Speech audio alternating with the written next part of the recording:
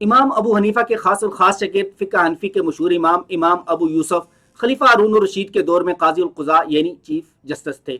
ایک دفعہ وہ کھانے کے دسترخوان پر کھانا تناول فرما رہے تھے اور اسی دسترخوان پر خلیفہ وقت، امراء، وزراء اور حکماء بھی موجود تھے۔ باتوں باتوں میں بات آپ صلی اللہ علیہ وسلم کے پسندیدہ کھانوں تک آ پہنچی تو امام ابو یوسف رحمۃ اللہ علیہ نے کہا کہ آپ صلی اللہ علیہ وسلم کی پسندیدہ سبزی کدو کی سبزی تھی۔ فوراً متصلاً بعد ایک وزیر نے کہا کہ مجھے تو کدو کی سبزی سخت ناپسند ہے۔ یہ سننا ہی تھا، امام ابو یوسف رحمہ اللہ تعالیٰ عنہ فوراً اٹھ کھڑے ہوئے اور کہا کہ اس نے آپ صلی اللہ علیہ وسلم کی پسند کے متصل بعد اسے ناپسند قرار دیا ہے، لہٰذا اس نے آپ صلی اللہ علیہ وسلم کے شان میں گستاخی کی ہے اور اس کی گردن کو اڑا دیا جائے۔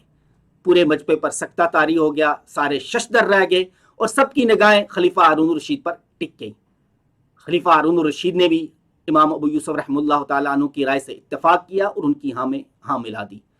بالآخر بات اس بات پر آ کر ختم ہوئی کہ وہ معافی مانگے اور اللہ تعالیٰ سے بھی توبہ اور استغفار کرے۔